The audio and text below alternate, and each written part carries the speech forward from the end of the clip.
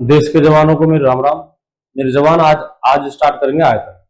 और आयतन के सारे इंपॉर्टेंट क्वेश्चन जो अर्धसैनिक बलों में पूछा बिना देरी के स्टार्ट। तो भाई साथ में आपको फॉर्मूले याद होने चाहिए। फॉर्मूले जो हमें अपने यूज में आएंगे वो मैं बताऊंगा, बाकी फॉर्मूले आपको याद होने चाहिए। देखिए यहाँ यहाँ बंडल भरा पड़ा है फॉर्मूलों का, आयतन क्षेत्र मिति में, तो फॉर्मूले आपको याद होने चाहिए। और डिफेंस में ज्यादातर क्वेश्चन जो पूछाते हैं वो ज्यादातर फॉर्मूले बेस्ड होते हैं। आप फॉर्मूला याद करके नहीं जा रहे एग्जाम में तो आप गलती कर रहे हो। फॉर्मूले जरूर याद होने चाहिए। देखिए पहला क्वेश्चन है, एक घनाभ की लंबाई चौड़ाई और ऊंचाई। एक घनाभ की लंबाई 12, चौड़ाई 10, ऊंचाई 8 मीटर है, तीनों के तीनों मीटर में। तो घनाभ का आयतन, संपूर्ण पृष्ठीय क्षेत्रफल, विकर्ण कितना होगा। मेरे पास कुछ एग्जाम में एक क्वेश्चन पूछ जाता है, हम क्या तो कम टाइम में ज्यादा क्वेश्चन पढ़ रहे हैं, कम टाइम में जितने भी इंपोर्टेंट क्वेश्चन वो पढ़ रहे हैं, तो मैं एक में 3 क्वेश्चन रखा हूँ। ठीक है, एग्जाम में एक क्वेश्चन पूछ जाता है। तो घनाभ का आयतन, घनाभ का आयतन होता है मेरे भाई लंबाई इंटू चौड़ाई इंटू ऊंचाई, लंबाई इंटू चौड़ाई इंटू ऊंचाई, यानी कि तीनों विमाओं को आप गुणा कर दीजिए, आयतन आएगा। ठीक है, आधार के क्षेत्रफल को ऊंचाई से गुणा कर दीजिए, आयतन आएगा। ये एल इंटू बी, लंबाई इंटू चौड़ाई। घनाभ के नीचे आधार में एक आयत होता है और आयत का क्षेत्रफल लंबाई इंटू चौड़ाई, ऊंचाई से गुणा कर दीजिए, आयतन आएगा। बाकी फॉर्मूला डायरेक्ट याद रख सकते हो आप, लंबाई इंटू चौड़ाई इंटू ऊंचाई। लंबाई 12, चौड़ाई 10, ऊंचाई 8। मात्र फॉर्मूला रखना, बस इकाइयों का जरूर ध्यान रखता है। जैसे सपोज ये तो मीटर मीटर और ये सेंटीमीटर, तो आपको इस सेंटीमीटर को मीटर में बदलना पड़ेगा, तब जाकर आप फॉर्मूले में लिख सकते हो। चलिए तो 12 into 10 120, 120 into 8 12 into 96, 960 metre cube. आयतन है तो घन में लिखा जाएगा, यानी कि मीटर। दूसरा क्वेश्चन है, घन का संपूर्ण पृष्ठीय क्षेत्रफल, और उस संपूर्ण पृष्ठीय क्षेत्रफल का फॉर्मूला था 2 into l b plus b h plus h l. लंबाई इंटू चौड़ाई प्लस चौड़ाई इंटू ऊंचाई प्लस ऊंचाई इंटू लंबाई। तो 2 इंटू एल बी, यानी कि 12 इंटू 10, मैं सीधा लिख रहा हूँ 12 इंटू 10, लंबाई इंटू चौड़ाई 120, प्लस में चौड़ाई इंटू ऊंचाई, यानी कि 10 इंटू 8 80, प्लस में ऊंचाई इंटू लंबाई, यानी कि 8 इंटू 12 12 इंटू 66। देखो जी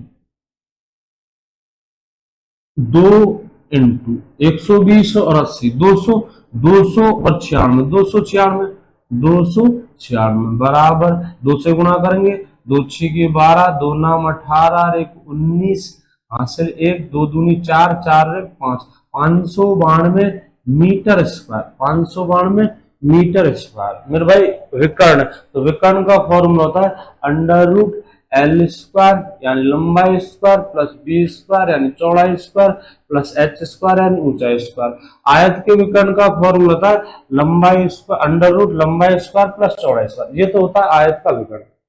घनाभ में 3 में होती है ऊंचाई और होती है, तो साथ में ऊंचाई का स्क्वायर। अब तक तो आयत का विकर्ण है, और अब हो जाएगा मेरे भाई घनाभ का विकर्ण। तो फॉर्मूला, तीसरा क्वेश्चन है, फॉर्मूला याद होना चाहिए अंडर रूट एल स्क्वायर, यानी कि 12 का स्क्वायर लिख देते हैं, चलो 10 का स्क्वायर और 8 का स्क्वायर, 12 का स्क्वायर 10 का स्क्वायर और 8 का स्क्वायर, 12 का स्क्वायर 144, 10 का स्क्वायर 100 और 8 का स्क्वायर 64, 8 का स्क्वायर 64।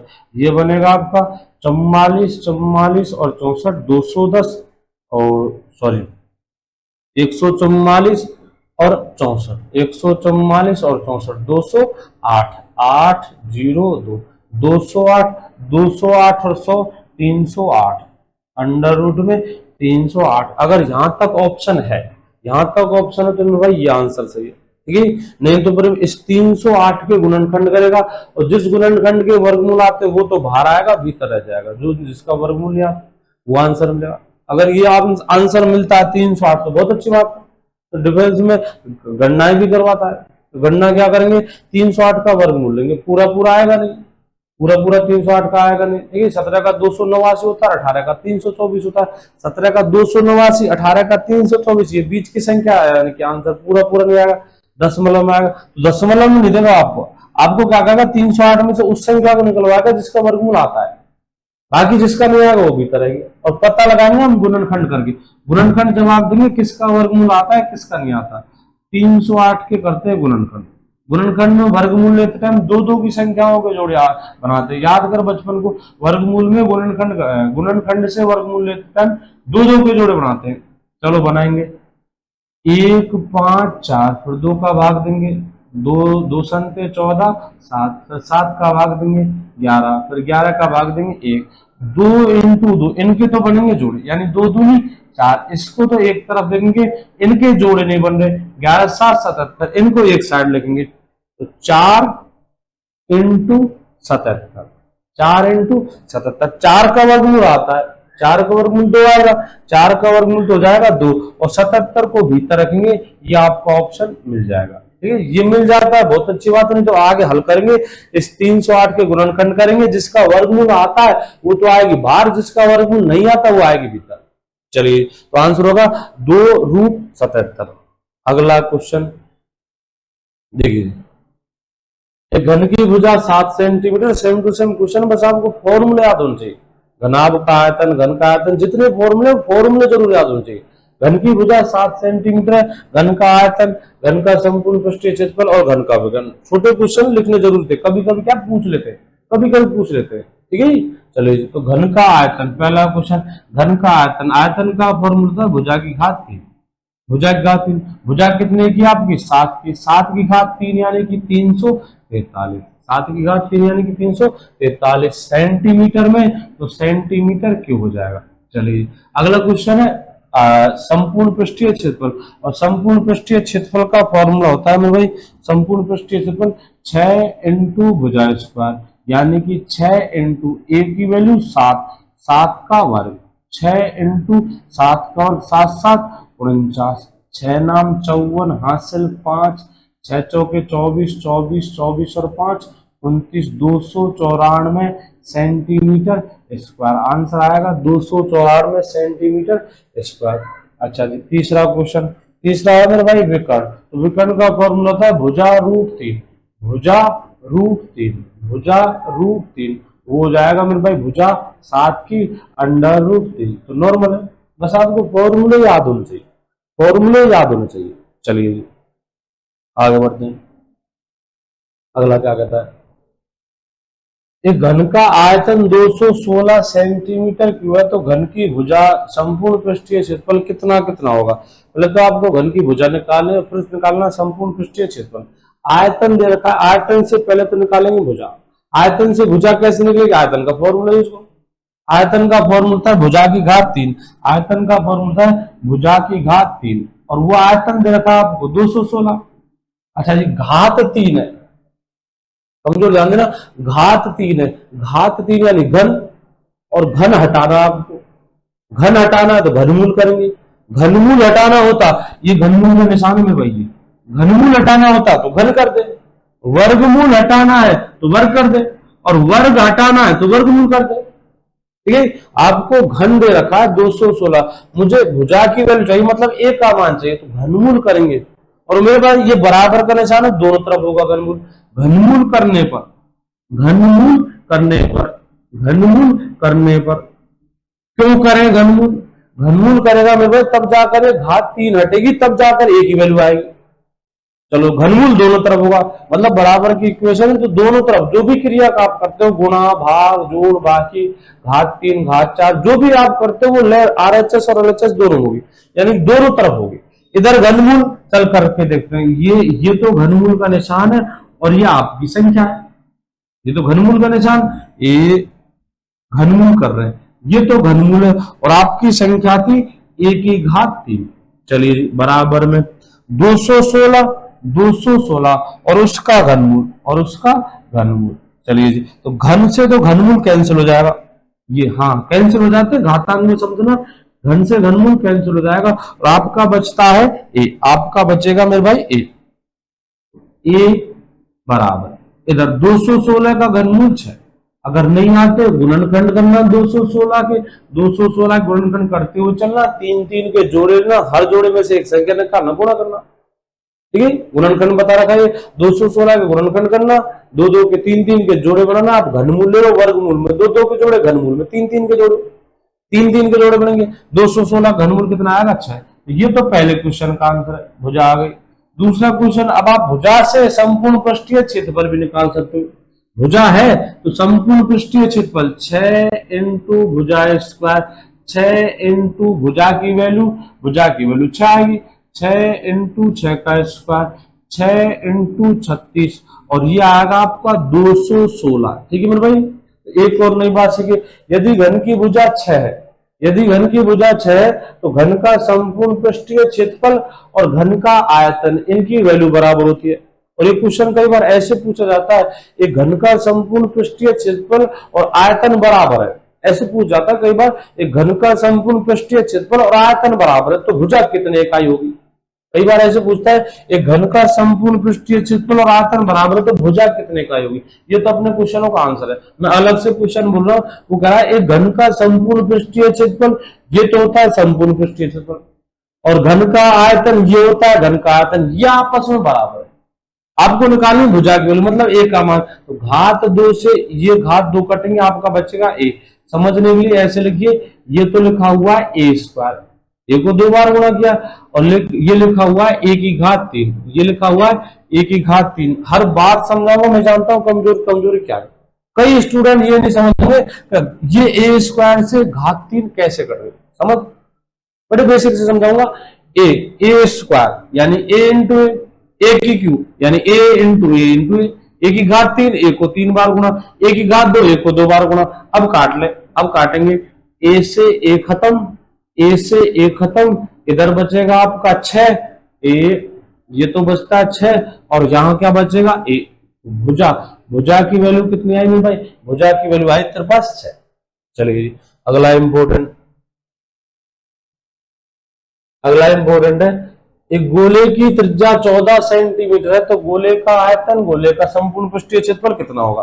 गोले की त्रिज्या दे रखी है आपको 14 सेंटीमीटर, गोले का आयतन होता है भाई 4/3 pi R cube, 4/3 pi R cube, तो 4/3 पाई की वैल्यू 22/7, आर की वैल्यू 14 इंटू 14 इंटू 14। ठीक है, अगर जिसने त्रिज्या की वैल्यू 14 हो और क्षेत्रफल याद कर रखा हो, व्रत में बताते क्षेत्रमिति वाली क्लास में रटवाए थे, जब त्रिज्या की वैल्यू 7, 14, 21, 28, 35, 42, मतलब 7 से डिवाइडेड संख्या आती है ज्यादातर, और इन संख्याओं को पूछता है, तो आप उन त्रिज्याओं की वैल्यू, उनके परिधि, उनके क्षेत्रफल को याद करो, क्षेत्रमिति वाली क्लास में। देखिए बात गणना करेंगे थोड़ी देर बाद में, अभी ध्यान दें, ये क्या लिखा हुआ है पाई आर स्क्वायर। थोड़ी क्या जल्दी गणना होती है, और आप एग्जाम में टाइम वैल्यू लगता है, टाइम बहुत बड़ा फैक्टर होता है, टाइम प्लस नॉलेज 2 फैक्टर होते हैं एग्जाम में। आप टाइम भी बचाना जानते हो, आप नॉलेज भी रखते हो, तो आप मेरिट में आओगे। आप एक भी फैक्टर में कमजोर हो, टाइम या नॉलेज, तो आप मेरिट में नहीं आओगे। चलिए, ये पाई आर स्क्वायर है, जिसकी वैल्यू त्रिज्या अगर 14 हो तो पाई आर स्क्वायर की वैल्यू आएगी मेरे 616, तो आप सीधा यहां लिख सकते हो 616, और फिर लिखेंगे 4/3 इंटू 616 इंटू 14, और ये आपको याद करनी पड़ेगी।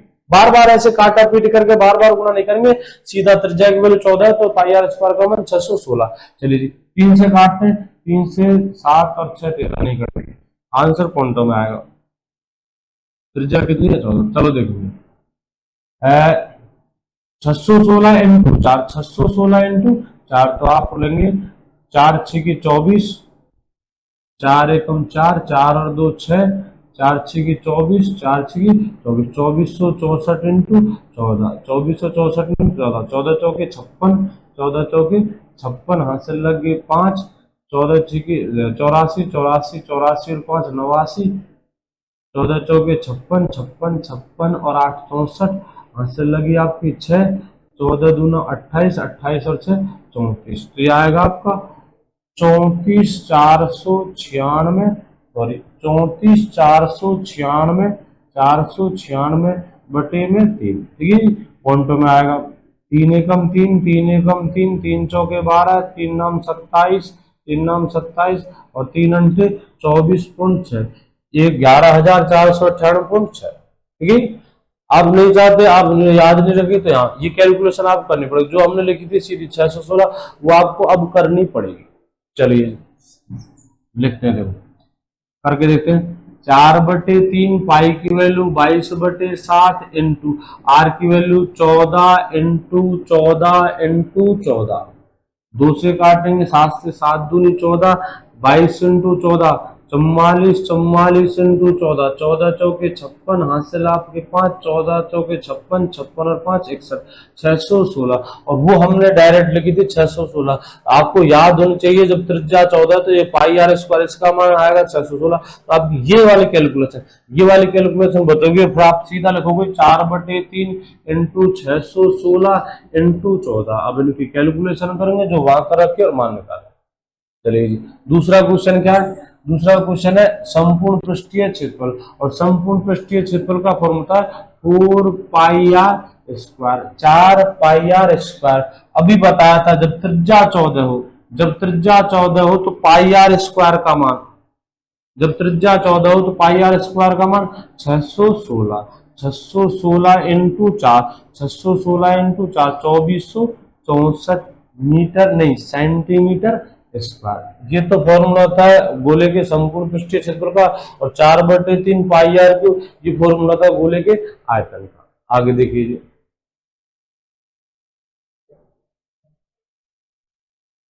देखो एक शंकु की ऊंचाई 24 सेंटीमीटर, आधार की त्रिज्या 7 सेंटीमीटर, तो शंकु की तिर्यक लंबाई, शंकु का आयतन, शंकु का संपूर्ण पृष्ठीय क्षेत्रफल कितना होगा? पहले तो आप शंकु का चित्र बनाइए। देखिए एक शंकु, देखिए शंकु की तिर्यक लंबाई, ये तो शंकु की तिर्यक लंबाई है मेरे भाई। शंकु के आधार की त्रिज्या, ये शंकु के आधार की त्रिज्या है। इस तिर्यक लंबाई को एल से, इस तिर्यक लंबाई को एल से लिखते हैं, आधार की त्रिज्या आर से लिखी जाएगी, और शंकु की ऊंचाई, शंकु की ऊंचाई ये मेरे भाई शंकु की ऊंचाई है जिसे एस से लिखते हैं। ठीक है ना? शंकु के आधार में एक वृत्त होता है, जैसे जोकर की टोपी, परफेक्ट उदाहरण है। आप जोकर की टोपी को एकदम आंखों को सामने लाओगे, आपको एक वृत्त दिखेगा, खोखला वृत्त, मतलब भीतर ठोस नीचे समतल नहीं है, एक वृत्त दिखेगा आपको। ठीक है, आधार में एक वृत्त होता है। शंकु की ऊंचाई ये वाली एकदम लंबवत दूरी, केंद्र से शीर्ष को मिलाने वाली रेखा, नीचे वाले वृत्त के केंद्र से शीर्ष को मिलाने वाली रेखा। जैसे एक तंबू बना हुआ, तंबू, और उस तंबू में बीचों बीच में बांस लगा दो, तो जो बीचों बीच वाला बांस है वो शंकु की ऊंचाई होती है। तिर्यक लंबाई जहां ऊपर, ये तंबू के ऊपर से जो पानी पानी नीचे गिरेगा, ये ढाल, ये कहलाती है तिर्यक लंबाई। ठीक है भाई, शंकु की ऊंचाई वो बांस वो एकदम 90 डिग्री पर होता है, समकोण त्रिभुज होता है 90 डिग्री पर। ये त्रिभुज बनेगा आपका जो समकोण त्रिभुज होगा। समकोण त्रिभुज बनते दिमाग में खरापात होनी चाहिए पाइथागोरस की। ठीक है, समकोण त्रिभुज 90 डिग्री का एंगल बनेगा, 90 डिग्री के सामने भुजा कर्ण कहलाती है। तो कर्ण कर्ण कौन सा होगा? कर्ण हो जाएगा मेरे भाई एल। पाइथागोरस की लगी, अगर आपके पास आर और एच है तो आप एल की वैल्यू निकाल सकते हो। आर बोले तो आधार, एच बोले तो ऊंचाई। पाइथागोरस में कर्ण बराबर अंडर रूट आधार स्क्वायर प्लस ऊंचाई स्क्वायर, आधार स्क्वायर प्लस लंब स्क्वायर, वो लंब स्क्वायर ही ऊंचाई है। तो पहला क्वेश्चन है तिर्यक लंबाई, और फॉर्मूला होता है तिर्यक लंबाई बराबर, तिर्यक लंबाई एल बराबर, तिर्यक लंबाई एल बराबर under root r square plus h square. बस इतना बता दे, ये आर तो क्या चीज है? आर तो आधार की त्रिज्या है, और एच क्या चीज है? एच उसकी ऊंचाई है, जो हमें दे रखी है। ऊंचाई दे रखी है 24 और त्रिज्या दे रखी है 7। ऊंचाई दे रखी है 24 और त्रिज्या दे रखी है 7, 7 का स्क्वायर और 24 का स्क्वायर, 24 का स्क्वायर, 24 का स्क्वायर, 7 का स्क्वायर 49 होता है, 24 का स्क्वायर 576 होता है। दोनों को जोड़ेंगे 625, और 625 का वर्गमूल 25, 625 का वर्गमूल 25। लेकिन जब आपके लिए त्रिभुज पढ़ाया था, जब आपको त्रिभुज पढ़ा था उस टाइम बताए थे मेरे भाई, जहां 90 डिग्री का कौन आएगा वो समकोण त्रिभुज होता है। पहली बात तो समकोण त्रिभुज आते दिमाग में पाइथागोरस आना चाहिए, पाइथागोरस की प्रमेय आना चाहिए। पाइथागोरस आते, पाइथागोरस की जो संख्या रटवाई थी आपको वो होनी चाहिए। पाइथागोरस संख्या रटवाई थी वो याद रखना, 7, 24, 25 याद कर उनको। 7, 24, 25 इनमें सबसे बड़ी भुजा कर्ण होती है। तो कर्ण कितना है? 25 है, एक आधार तो दूसरा लंब, यानी आधार ऊंचाई। आपको कह दिया कि त्रिज्या 7 है, ऊंचाई 24 है, तो एकदम दिमाग में तुरंत आना चाहिए। ये कैलकुलेशन लंबी पड़ेगी, टाइम बचा। 7, 24, 25, अगर 7 ये दे दी, 7 वो दे दी, 20, ये पाइथागोरस संख्याओं में शामिल नहीं थी। त्रिभुज में ज्यामिति में जो रटवाई थी उनको याद कर। त्रिज्या 7 और वो 24 तो कन्फर्म है, कारण 25 होगा। 7 20 वो अब फॉर्मूला लगाना पड़ेगा क्योंकि 7 20 पाइथागोरस संख्याओं में शामिल है। 7 24 तो त्रिज्या लंबाई 25, बाकी फॉर्मूला है, नहीं भूल पाते फॉर्मूला याद रखना। अगला अगला क्वेश्चन है शंकु का आयतन। भाई शंकु के आयतन ये फॉर्मूला किसका होता है, पाई आर स्क्वायर। अगर आपने याद कर तो पाई आर स्क्वायर वृत्त का क्षेत्रफल, pi are square H, pi are square वृत्त का क्षेत्रफल, पाई आर स्क्वायर एच बेलन का आयतन, पाई आर स्क्वायर एच बेलन का आयतन। तो ये बन गया मेरे भाई शंकु का आयतन। लिंक कर फॉर्मूले को, आप जो कंफ्यूज नहीं हो, लिंक कर और फॉर्मूले जरूरी याद होना। पाई आर स्क्वायर तो वृत्त का है, क्या वृत्त का क्षेत्रफल, पाई आर स्क्वायर एच बेलन का आयतन और 1/3 पाई आर स्क्वायर एच शंकु का आयतन। 1/3 पाई आर स्क्वायर एच शंकु का आयतन। हमसे पूछा गया शंकु का आयतन, तो 1/3 पाई की वैल्यू 22/7, आर की वैल्यू त्रिज्या कितनी है 7 × 7 और ऊंचाई कितनी है 24। चलिए जी 7 से 7 खत्म, 3 से 8 बार, 3 से कितनी बार 8 बार, 22 × 7, 22 × 7 154, 7 दूनी 14, 7 दूनी 14 15 इंटू 8, 8 चौका 32, हाथ से लगी 3, 8 पंजा 40, 40 और 3 43, हाथ से लगी आपकी 4, 8 एकम 8, 8 और 4 12, 1232, 1232 क्या मीटर में नहीं सॉरी सेंटीमीटर, तो आयतन है तो सेंटीमीटर क्यूब। तीसरा क्वेश्चन शंकु के संपूर्ण पृष्ठीय क्षेत्रफल, और शंकु के संपूर्ण पृष्ठीय क्षेत्रफल का फॉर्मूला होता है मेरे भाई, देखिए पाई आर एल, ये तो वक्र, वक्र कौन सा ये वाला, ये तो वक्र पृष्ठ का क्षेत्रफल है, प्लस पाई आर स्क्वायर ये आधार का क्षेत्रफल, और आधार में क्या होता है एक वृत्त, pi R L plus pi are square. Pi R L तो वक्र पृष्ठ का, वक्र पृष्ठ बनाता हूं वक्र पृष्ठ, पाई आर एल तो ये वाला वक्र पृष्ठ, ठीक है ये वाला, और आधार में एक वृत्त होता है, आधार में क्या होता है वृत्त, आधार में एक वृत्त होता है जो नीचे खोखला दिखा है, ये आधार है। पाई आर एल तो जो पीला पीला इसका क्षेत्रफल है, पाई आर स्क्वायर वृत्त का क्षेत्रफल है, पाई आर स्क्वायर वृत्त का क्षेत्रफल है। संपूर्ण पृष्ठीय क्षेत्रफल दोनों को जोड़ देंगे, पाई आर कॉमन आएगा, यहां बचेगा आपका एल और यहां बचेगा आप चाहो तो ऊपर वाला फॉर्मूला याद करो, आप चाहो तो नीचे वाला फॉर्मूला याद करो, जो भी बढ़िया, जो भी आपको अच्छा लगे वो क्या है वो याद रहेगा आपको, वो याद रहेगा, वह गलती होने के चांस कम है। पाई आर एल वक्र पृष्ठ का, पाई आर स्क्वायर नीचे एक वृत्त होता है उसका क्षेत्रफल, हो गया संपूर्ण पृष्ठीय क्षेत्रफल।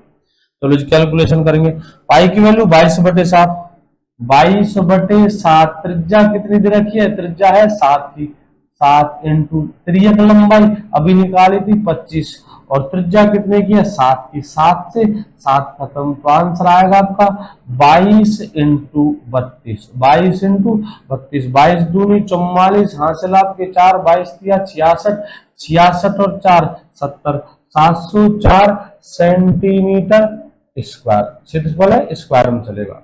चलिए अगला क्वेश्चन, एक बेलन के आधार की त्रिज्या 7 सेंटीमीटर, ऊंचाई 20 मीटर है, तो बेलन का आयतन, बेलन का संपूर्ण पृष्ठीय क्षेत्रफल और बेलन का पृष्ठीय क्षेत्रफल तथा संपूर्ण पृष्ठीय क्षेत्रफल। देखिए जी पहला क्वेश्चन बेलन का आयतन, अभी बेलन के आयतन का फॉर्मूला बताता, ये फॉर्मूला ये तो होता है मेरे भाई वृत्त का क्षेत्रफल, और अब हो जाएगा बेलन का आयतन।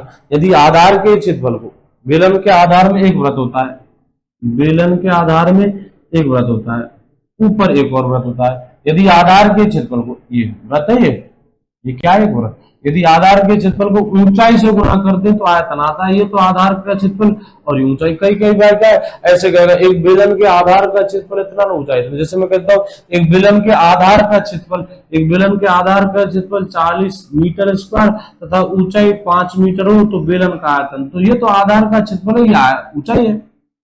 एक बेलन के आधार का क्षेत्रफल 40 सेंटीमीटर स्क्वायर, यानी क्षेत्रफल है मतलब पाई आर स्क्वायर की वैल्यू, ऊंचाई 5, और सीधा लिख देंगे ये तो आधार का क्षेत्रफल, ये ऊंचाई, ठीक है, तो 40 × 5 200, फॉर्मूला देख दोबारा, पाई आर स्क्वायर वृत्त का क्षेत्रफल, वृत्त खाए बेलन में नीचे एक वृत्त है, इनटू ऊंचाई बेलन का आयतन। चलो जी त्रिज्या कितनी है 7, अच्छा अभी थोड़ी देर पहले कहा था जब त्रिज्या 7 हो तो पाई आर स्क्वायर का मान 154। अगर आप रट पाते हो 154 इंटू सीधा लिखेंगे ऊंचाई 20।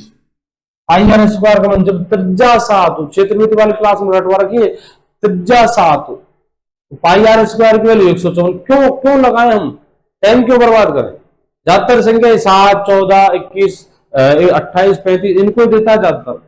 तो त्रिज्या 7 हो तो पाई आर स्क्वायर का मान 154 और ऊंचाई दे रखी है 20, तो लिखेंगे 154 इंटू 20, 0, 8, 0, 2 एकम 2 रे 3, 3080 सेंटीमीटर, सॉरी मीटर है, मीटर क्यूब। चलो बेलन का पृष्ठीय क्षेत्रफल, बेलन का पृष्ठीय क्षेत्रफल, ये वाला जो हिस्सा होता है मेरे भाई वृत्तों को छोड़ देना, नीचे वाले और ऊपर वाले वृत्त को छोड़ देना, ये वाला जो हिस्सा होता है ना ये होता है वृत्त पृष्ठ का क्षेत्रफल। और वृत्त पृष्ठ का क्षेत्रफल 2 पाई आर एच, यानी कि वृत्त की परिधि को, जो नीचे वाला वृत्त है इसकी परिधि को ऊंचाई से गुणा कर दो तो इसका पृष्ठीय क्षेत्रफल आता है।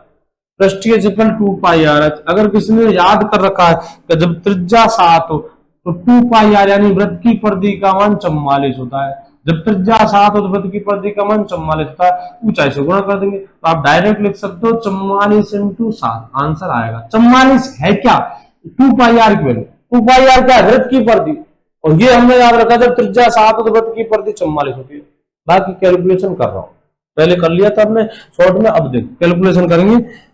2 इंटू टाइम बर्बाद होगा और कुछ नहीं है, 2 इंटू 22/7 इंटू आर की वैल्यू 7 है और ऊंचाई कितनी है 20 है, 2 से 2 खत्म 22, 2 44। आप पहले ही लिखते 2 पाई आर की वैल्यू 44। स्टूडेंट है तो मेहनत करनी पड़ेगी, कुछ याद करने की चीज है, कुछ समझने की चीज है। जो याद करने की चीज है वो याद भी करनी, फॉर्मूला याद करना है, रट्टा लगाना है। जहां तक समझदारी मैं साथ साथ बता रहा हूँ कि आधार वृत्त की परिधि को ऊंचाई से गुणा कर देंगे तो आयत क्षेत्रफल निकल के आता है, आधार के क्षेत्रफल को ऊंचाई से गुणा कर देंगे तो आयतन निकल के आता है। इतना समझेंगे। क्षेत्रफल में 2 विमाएं होती हैं, स्क्वायर में चलता है त्रिज्या और आर, ये तो कांस्टेंट है, 2 कांस्टेंट पाई कांस्टेंट है। क्षेत्रफल में 2 विमाएं होती हैं, एक तो आर है और एक एच है। आयतन में 3 होती है, 2 तो त्रिज्या है और 1 ऊंचाई। ये समझने लायक चीज थी, बाकी इनके बाद भी आपको याद करना है।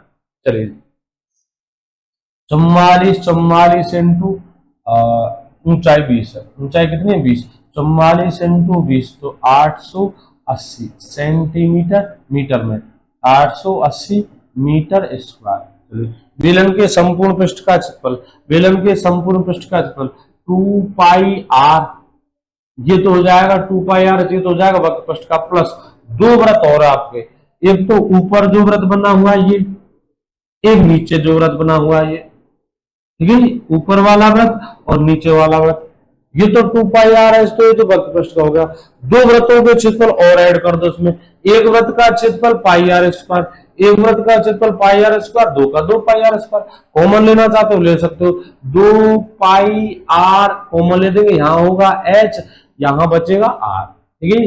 अच्छा जी 2 पाई आर, त्रिज्या कितनी आपकी 7, तो 2 इंटू 22/7 इंटू आर की वैल्यू 7, एच की वैल्यू 20 प्लस 7, 7 से 7 खत्म, 22 दूनी 44, 44 इंटू 27, 27 चौके 108, 27 चौके 108, हासिल आपकी 10, 27 चौके 108, सॉरी 108 और 10 118, 1188 क्षेत्रफल है मीटर स्क्वायर। चलिए अगला देखिए, एग्जाम में कोई एक क्वेश्चन पूछ जाएगा, वो मैं 3 क्वेश्चन ले रहा हूँ, ठीक है, कम टाइम में ज्यादा क्वेश्चन ले रहे हैं। अगला देखिए, एक वर्ग की भुजा को 2 गुना कर दिया। अब जो क्वेश्चन आ रहे हैं ज्यादा इंपोर्टेंट, सेकंडों में इनका आंसर लगते हैं, जितने भी क्वेश्चन आ रहे हैं ज्यादा इंपोर्टेंट, एक तरफ ये बाकी क्वेश्चन एक तरफ, अब जो क्वेश्चन आ रहे हैं और सेकंडों में आंसर लगते हैं, ठीक है। उससे पहले थोड़ा बहुत समझना होगा आपको।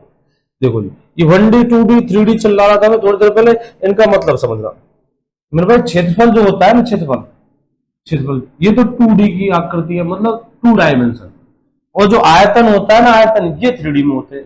आयतन किसका, किसी का भी आयतन 3D की आकृति है, ठीक है, किसी का आयतन, हाँ किसी का आयतन। आयतन में 3 विमाएं होती है, क्षेत्रफल में 2 विमाएं होती है, तभी तो आयतन में पीछे लिख रहा था मीटर क्यूब, सेंटीमीटर क्यूब, क्षेत्रफल में लिख रहा था मीटर स्क्वायर, सेंटीमीटर स्क्वायर। बाकी जो भी फॉर्मूले थे वो 1D की, बाकी जो भी होता है ना वो 1D मेरे भाई, 1 डायमेंशनल है। ठीक है, इनके जितने भी फॉर्मूले उनमें हम या फिर इकाई है सिर्फ जैसे सेंटीमीटर तो सेंटीमीटर रखेंगे, मीटर तो मीटर रखेंगे, फुट है तो फुट रखेंगे। क्षेत्रफल चाहे किसी का भी हो स्क्वायर में होता है, 2 में होती है। आयतन किसी का वो घन में होता है, 3 में होती है। जैसे घनाभ कहूं, लंबाई चौड़ाई ऊंचाई। बेलन के आयतन में 2 बार तो त्रिज्या रोल करेगी, 1 बार ऊंचाई। बेलन का आयतन ये होता है पाई आर स्क्वायर एच, एक तो ऊंचाई हो गई और ये 2 त्रिज्या हो गई। ठीक है, तो फिर पाई क्या है, पाई तो कांस्टेंट है, पाई तो 22/7 है। वैल्यू इनकी बदलती है। ठीक है, चर वैल्यू आर और एच है, आर 2 बार, एच 3 1 बार, हो गया 3 बार। आयतन में 3 में होती है, ऊंचाई में और क्षेत्रफल में 2 होती है, बाकी सब में 1 में होती है। बाकी सब जैसे आयत की लंबाई हो गई, आयत की चौड़ाई हो गई, आयत की लंबाई हो गई, आयत की चौड़ाई हो गई। ठीक है जी, विकर्ण हो गया, वर्ग की भुजा हो गई, भुजा हो गई, परिमाप हो गया, चाहे आयत का परिमाप हो, चाहे वर्ग का परिमाप हो, चाहे त्रिभुज का परिमाप हो, सब 1D में। क्षेत्रफल उसमें आ जाएगा, सॉरी त्रिभुज की माध्यिका हो गई, लेकिन समबाहु त्रिभुज अभी जो फॉर्मूला आएंगे तो सवाल आएंगे समबाहु त्रिभुज में अप्लाई होंगे। चलो जी, और विकर्ण हो गया, विकर्ण हो गया, त्रिज्या हो गई, व्यास हो गया, व्यास थोड़ा बहुत समझना पड़ेगा, उसके बाद एक बार समझो, उसके बाद सेकंडों में आंसर लगते हैं, पर पहले समझ।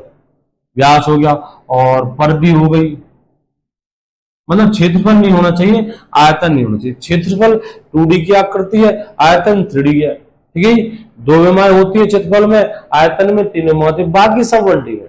ठीक है, अब क्वेश्चन कैसे आएगा मेरे, इनका आपको रेशियो देगा। अगर इनका इन्हीं में से पूछे तो आंसर सेम टू सेम है। इनका रेशियो दे, गुणा दे, परसेंटेज दे, इनमें से किसी का आपस पूछो तो आंसर सेम टू सेम है। और 1D से 2D में है तो स्क्वायर में अनुपात होता है, स्क्वायर में, और 1D से 3D में है तो घन में। ठीक है, करना कैसे देखो, आप फॉर्मूले जरूर याद होने चाहिए। जैसे बेलन में भाई त्रिज्या भी रोल करती है और ऊंचाई भी रोल करती है। जैसे अपना पहला क्वेश्चन लेते हैं, एक वर्ग की भुजा को दुगना कर दिया है तो वर्ग का क्षेत्रफल, वर्ग का क्षेत्रफल मेरे भाई क्षेत्रफल स्क्वायर में होता है, और वर्ग के क्षेत्रफल में केवल भुजा का रोल होता है। किसका रोल था, भुजा का। बस क्षेत्रफल को, भुजा को दुगना कर रहा है आप, क्षेत्रफल तो 2 का स्क्वायर कर दीजिए, 2 का स्क्वायर कर दो। ठीक है, 2 का स्क्वायर कितना गुना, 4 गुना। वर्ग की भुजा को, अच्छा मैं सवाल कर रहा हूं, यदि एक वर्ग की भुजा को दुगना कर दिया जाए तो वर्ग का परिमाप 1D से 1D में answer same to same, 1D से 1D में आंसर सेम टू सेम। वर्ग की भुजा को दुगना तो परिमाप दुगना ही रहेगा। देखो दोबारा जवाब देना, अब कई सवाल बन जाएंगे, सारे बोल रहा हूं आपके लिए। यदि एक वृत्त की त्रिज्या को 3 गुना कर दिया जाए तो वृत्त का व्यास 3 गुना ही रहेगा, 1D से 1D में आंसर सेम टू सेम। यदि एक वृत्त की परिधि को 5 गुना कर दी जाए तो वृत्त की त्रिज्या 5 गुनी ही रहेगी परसेंटेज में। जैसे यदि एक वर्ग की भुजा को 20% कम कर दिया जाए तो वर्ग का परिमाप 20% कम होगा, वर्ग का विकर्ण 20% कम होगा, 1D से 1D में आंसर सेम टू सेम। दो वर्गों की भुजाओं का अनुपात 3:4 है, भुजाओं का अनुपात है, भुजाओं का अनुपात रखा है, तो इनके परिमापों का अनुपात मेरे भाई यही रहेगा 3:4। 2 वर्ग की भुजाओं का अनुपात 3:4 है, तो इनके परिमापों का अनुपात सेम टू सेम रहेगा 3:4। ठीक है, दोबारा और देखो, यदि एक वृत्त की त्रिज्या को 40% बढ़ाया जाए तो वृत्त का व्यास कितने प्रतिशत बढ़ेगा, 40। यदि एक वृत्त के व्यास को 20% कम कर दिया जाए तो वृत्त की त्रिज्या कितने प्रतिशत कम होगी, 20। मतलब 1D से 1D में पूछे तो आंसर सेम टू सेम है, अनुपात हो, परसेंटेज हो, गुणा हो। जैसे यदि एक वर्ग के विकर्ण को दुगुना कर दिया जाए तो वर्ग की भुजा दुगुनी, यदि एक वर्ग के विकर्ण को 3 गुना कर दिया तो वर्ग का परिमाप 3 गुना, 1D से 1D में सेम टू सेम। लेकिन मैंने अभी जितने भी सवाल बोले ना भाई, जितने भी सवाल बोले, एक तो वर्ग का बोला है, एक वृत्त का बोला है, इन सवालों में समबाहु त्रिभुज में अप्लाई होता है। इन सवालों में केवल एक विमा का रोल है। ठीक है, भुजा, वर्ग की भुजा प्रति परिमाप का फॉर्मूला था 4x2a, सिर्फ किसका रोल है, भुजा का। परिमाप का किसका रोल है, भुजा का। वृत्त का व्यास 2r, सिर्फ किसका रोल है, त्रिज्या का। वृत्त की परिधि 2πr, क्या इसमें त्रिज्या के अलावा कोई दूसरी विमा रोल कर रही है, नहीं। विमा मतलब ये कांस्टेंट है, विमा नहीं होती, विमा हो जो बदल रही है, जिसे आप बदलते हो, हर सवाल में बदलते हो। कमजोर की नहीं पढ़ू तो हर सवाल में अलग अलग मान आते हैं। पाई तो 22/7 है, ये सवाल करो चाहे अलग, 2 तो जेब से 2 रखेंगे, ये थोड़े ना 2 की जगह 3 कर देंगे, ये थोड़े ना 22 पाई की जगह 23/7 कर देंगे, तब 26/7 कर देंगे, ये तो कांस्टेंट है। अब त्रिज्या रोल करते हैं, विमा क्या हो गई, त्रिज्या।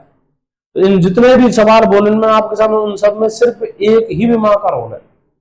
अब ये सवाल मैं कहता हूं आपके सामने, ये सवाल कर देते हैं मेरे सामने, एक आयत की लंबाई को, ध्यान देना, आप मैं सवाल बोल रहा हूं, वैसा सवाल पूछा नहीं गया, लेकिन पूछेगा तो ऑप्शन क्या देने पड़ेगा आपको, आज तक नहीं पूछा लेकिन पूछेगा तो देखना।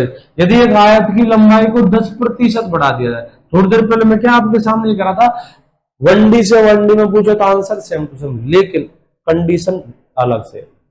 ये क्या कंडीशन है देखना, पहले तो सवाल बोल रहा हूं मैं, एक आयत की लंबाई को 10% बढ़ा दिया जाए तो आयत का परिमाप 1D, हाँ ठीक है, आयत की लंबाई को 10% बढ़ाया जाए तो आयत का परिमाप कितने प्रतिशत बढ़ेगा, और आप ठोक दे तो 10, तो आंसर गलत है। वह सटीक जो आंसर है वो निर्धारित नहीं कर सकते, निर्धारित नहीं कर सकते। कारण क्या है, आयत के परिमाप का फॉर्मूला होता है, आयत का परिमाप होता है 2 इंटू लंबाई प्लस चौड़ाई, और ये जो परिमाप है सिर्फ लंबाई पर डिपेंड नहीं है, चौड़ाई पर है। दूसरी बात, प्लस माइनस के जब चला रहे हो आप परसेंटेज अनुपात कैलकुलेशन ऐसी, अभी जो कैलकुलेशन करो तो ऐसे नहीं कर सकते।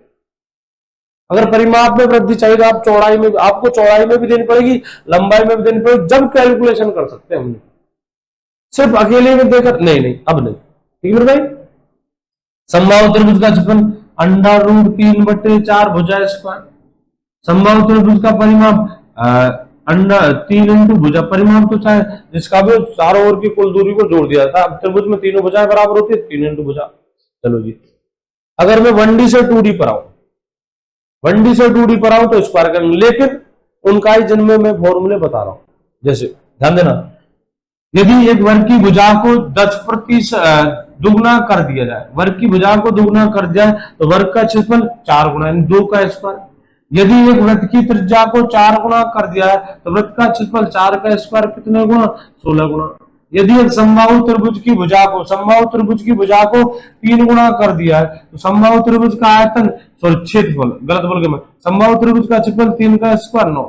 फिर भाई वर्ग, वर्ग, ठीक है, वर्ग, वृत्त, वृत्त, समबाहु त्रिभुज, समबाहु त्रिभुज, जब इनके आप फॉर्मूले देखोगे ना तो वर्ग का क्षेत्रफल भुजा स्क्वायर, वृत्त की त्रिज्या, वृत्त का क्षेत्रफल पाई आर स्क्वायर, समबाहु त्रिभुज का क्षेत्रफल √3/4 भुजा की घात 2 भुजा स्क्वायर।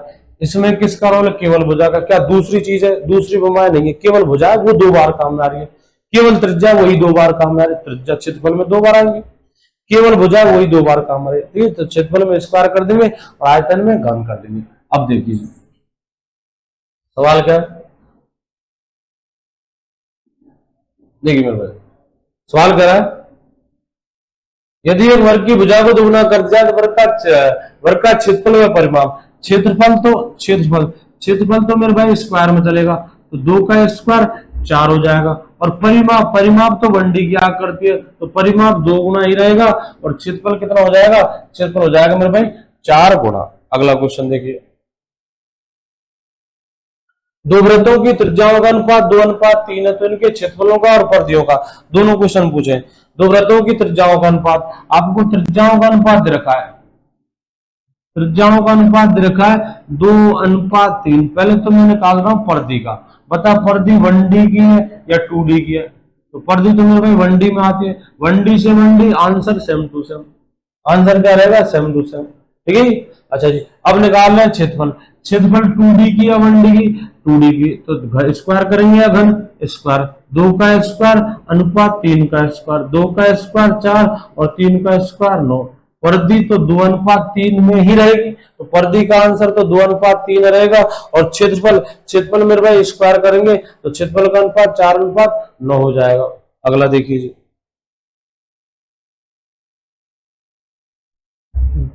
यदि एक वर्ग की भुजा को 20% बढ़ा दिया जाए तो वर्ग के क्षेत्रफल में कितने प्रतिशत की वृद्धि होगी, वर्ग के क्षेत्रफल में कितने प्रतिशत की वृद्धि होगी। देखिए आप परसेंटेज में a+b भी लगा सकते हो, लेकिन सिर्फ और सिर्फ क्षेत्रफल में, आयतन में, आयतन में a+b 2 बार लगता है, ठीक है। लेकिन उससे बढ़िया मेथड ये देखना, बेसिक है, बिल्कुल बिल्कुल बेसिक से, वर्ग का क्षेत्रफल पहले ले लेंगे 100%, भुजा को बढ़ाया गया 20%, वर्ग का क्षेत्रफल होता है भुजा स्क्वायर, भुजा 2 बार रोल करेगी, a इंटू ए, इसका मतलब है भुजा 2 बार रोल कर रही है, भुजा इंटू भुजा, क्षेत्रफल मैंने पहले 100% लिया, भुजा में पहले वृद्धि करते 20 की, 120/100, अगर कमी होती तो 80/100 हो जाता। एक बार नहीं लिखनी मेरे भाई, क्षेत्रफल में 2 बार काम आएगी, ठीक है। तो क्षेत्रफल किसी का वो 2 विमाएं होती है, अब किसी में एक ही 2 बार लिखी हुई है भुजा 2 बार, किसी में अलग अलग होती है, जैसे आयत का क्षेत्रफल लंबाई इंटू चौड़ाई, हाँ लगेगा, लेकिन लंबाई में वृद्धि दे चौड़ाई में अलग से दे, तब करेंगे सेम टू सेम कैलकुलेशन होगी, लेकिन लंबाई में अलग से दे चौड़ाई में अलग से दे, बराबर छोटी कम ज्यादा वो कोई दिक्कत नहीं, लेकिन लंबाई की भी दे और चौड़ाई की दे। अब वर्ग में तो सिर्फ वर्ग के क्षेत्रफल में सिर्फ किसका रोल है, भुजा का, तो बस भुजा को ही 2 बार लिख दे। 120/100, 120/100, स्टार्टिंग में 100 लिया था, अब देखते हैं कितना आएगा। 100 से 100 खत्म, 20 से 20 खत्म, 12 इंटू 12 144। आपका क्षेत्रफल 100 से बढ़कर हो गया 144, स्टार्टिंग में 100 था, 100 से बढ़कर हुआ 144, तो वृद्धि कितने की, तो वृद्धि होती है मेरे भाई 44%, ठीक है। तो क्षेत्रफल में कितने प्रतिशत की वृद्धि होगी, 44% की। अगर सवाल ये होता, जवाब देना मनी मन, एक वर्ग की भुजा को 20% बढ़ा दिया है, तो वर्ग का परिमाप कितने प्रतिशत बढ़ेगा, परिमाप 1D की, परिमाप 1D की, ठीक है। 20% भुजा को बढ़ा रहा है, भुजा 1D की, परिमाप 1D की, तो आंसर क्या रहेगा, 20 ही रहेगा। क्षेत्रफल 44। अगला देखिए, अगला इंपोर्टेंट, यदि एक वृत्त की त्रिज्या को 10% बढ़ा दिया जाए तो वृत्त की परिधि तथा वृत्त के क्षेत्रफल में कितने प्रतिशत की वृद्धि होगी। त्रिज्या, त्रिज्या में वृद्धि हुई है 20% की, सॉरी कितने परसेंट की, 10% की। वृत्त की परिधि बता, त्रिज्या 1D की या 2D की, 1D की, और परिधि, परिधि परिधि भी 1D की, मेरे भाई 1D से 1D में, तो आंसर सेम टू सेम है 10% ही, तो परिधि में कितने परसेंट की वृद्धि, 10% की। अच्छा क्षेत्रफल, क्षेत्रफल 1D की या 2D की, 2D की, तो अब इसकी कैलकुलेशन करेंगे। परिधि का आंसर तो सेम टू सेम, परिधि का आंसर 10%, क्षेत्रफल क्या है 2D है, 2 डायमेंशनल है, तो इसकी कैलकुलेशन करेंगे। वृत्त का क्षेत्रफल पाई आर स्क्वायर, त्रिज्या कितनी बार काम आएगी, 2 बार, ठीक है, तो करते हैं। स्टार्टिंग में क्षेत्रफल लेंगे 100, शुरू में 100, वृद्धि है बढ़ा दिया जाए, ठीक है, तो 110/100, एक बार नहीं 2 बार, हम नहीं करे फॉर्मूला कराए, बता त्रिज्या कितनी बार लिखी गई है, 2 बार, तो हम नहीं करे जेब से नहीं लिखे, फॉर्मूला कराया हमसे, 100 इंटू 110/100 इंटू 110/100, ये 100, 20 से 20 खत्म, ये 20 से 20 खत्म, 11 11 121। आपका शुरू में 100 था, शुरू से हो गया 121, तो वृद्धि हुई या कमी, वृद्धि कितने की, 21% की, कितने की वृद्धि, 21% की। अगला इंपोर्टेंट,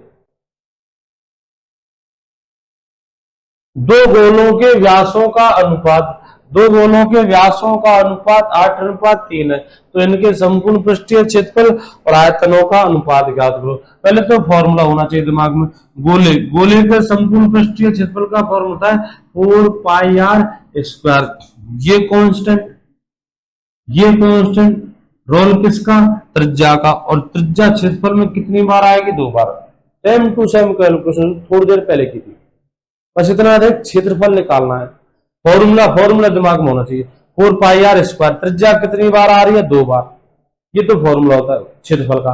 आयतन होता है आयतन, ये तो क्षेत्रफल है, और आयतन होता है मेरे भाई, आयतन होता है 4/3 πr³, 4/3 πr³, ये कांस्टेंट है, ये कांस्टेंट है, अब रोल, रोल रहेगा त्रिज्या का, रोल रहेगा त्रिज्या का, त्रिज्या कितनी बार, 3 बार, बस, तो कैलकुलेशन 3 बार होगी, वहां 2 बार होगी। पहले तो निकालते हैं क्षेत्रफल को, ओ ये अनुपात है, क्या देखा है मेरे भाई, अनुपात, ठीक है, अनुपात में स्क्वायर कर देंगे क्षेत्रफल में, और आयतन में घन कर देंगे, परसेंटेज नहीं, 100 इंटू ऐसे वृद्धि करते, अनुपात दे रखा है, ठीक है, अनुपात दे रखा है व्यासों का, D1 अनुपात D2 दे रखा है आपके लिए, D2 दे रखा है 8:3, व्यासों का अनुपात है 8:3, आपको निकालना है क्षेत्रफलों का अनुपात, यानी कि A1 अनुपात A2, A4 एरिया, ठीक है, इनका अनुपात निकालना, तो वर्ग करिए, वर्ग क्या कर देंगे, वर्ग, ठीक है, 8 का वर्ग 64 और 3 का वर्ग 9, अभी बताया था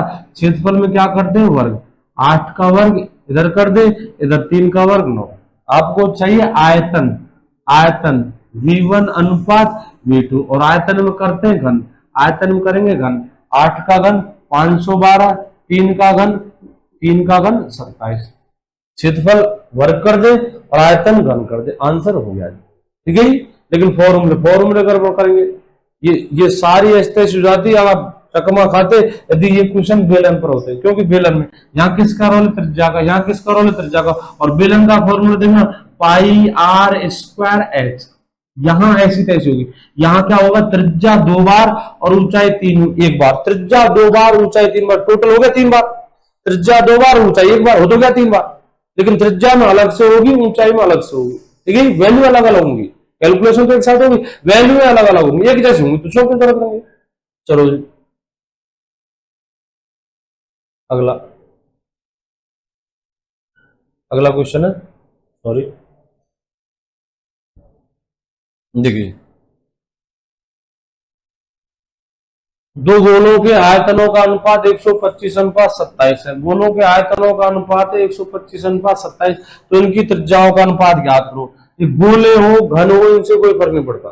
ठीक है, घन में भी घन का आयतन भुजा क्यों, गोले का आयतन 4/3 पाई आर क्यूब।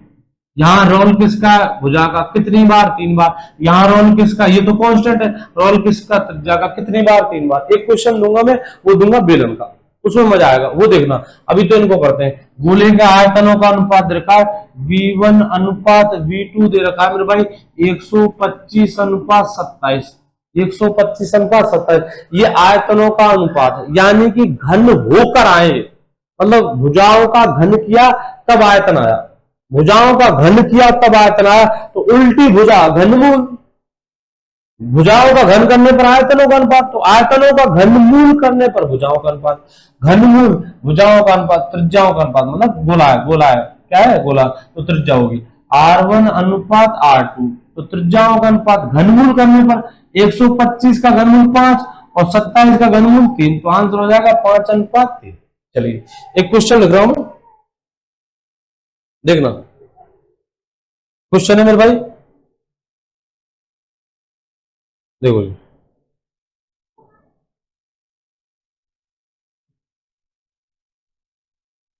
देखिए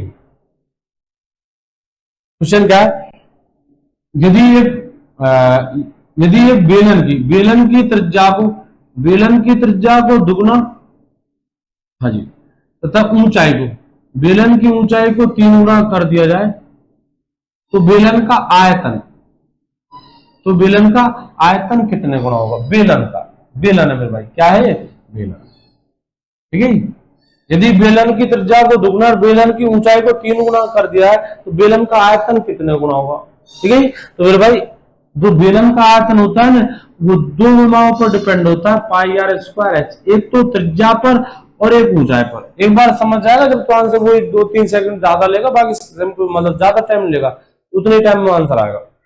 बेलन का आयतन का फॉर्म होता है पाई आर स्क्वायर एच। अब वो कह रहा है ऊंचाई को दुगना, आर का हो रहा है स्क्वायर, तो 2 का तो स्क्वायर कर, तो पाई तो कांस्टेंट है, आर और ऊंचाई, त्रिज्या और ऊंचाई ये दोनों रोल करेंगे। त्रिज्या कितनी बार, 2 बार, मतलब स्क्वायर हो रहा है, तो 2 का तो कर दे स्क्वायर, और 3 को जो का तो रख, हाँ रखना पड़ेगा, ऊंचाई है, 3 को जो का तो रख, 2 का स्क्वायर 4 × 3 12, कितने गुना हो जाएगा, 12। जैसे सपोज यदि एक आयत की लंबाई को, यदि एक आयत की लंबाई को 5 गुना, बस सिर्फ लंबाई, पहले चल छोटा सवाल लेता हूं, एक आयत की लंबाई को 5 गुना और चौड़ाई को 4 गुना कर दिया जाए, चौड़ाई को कितना गुना, 4 गुना, तो आयत का क्षेत्रफल कितने गुना हो जाएगा, आयत का क्षेत्रफल लंबाई इंटू चौड़ाई, लंबाई का स्क्वायर हो रहा नहीं हो रहा, चौड़ाई का स्क्वायर हो रहा नहीं हो रहा, तो जो के तो लंबाई की जगह 5 और चौड़ाई की जगह 4, तो 5 × 4 20 गुना, अगर कितना हो जाएगा, 20 गुना, लंबाई को 5 गुना, चौड़ाई को 4 गुना, लंबाई एक बार, चौड़ाई एक बार, तो 5 × 4 20 गुना।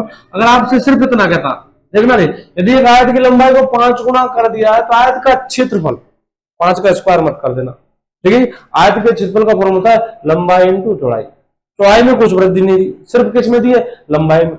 लंबाई कितनी बार आई है, एक बार, तो बस सेम टू सेम आंसर आएगा, 5 गुना ही रहेगा। ये वो सारे इंपॉर्टेंट क्वेश्चन थे मेरे भाई जो ज्यादातर एग्जाम में पूछ जाते हैं। कल फिर एक नई वीडियो के साथ, नई क्लास के साथ हाजिर होगा, तब तक के लिए जय हिंद, जय भारत।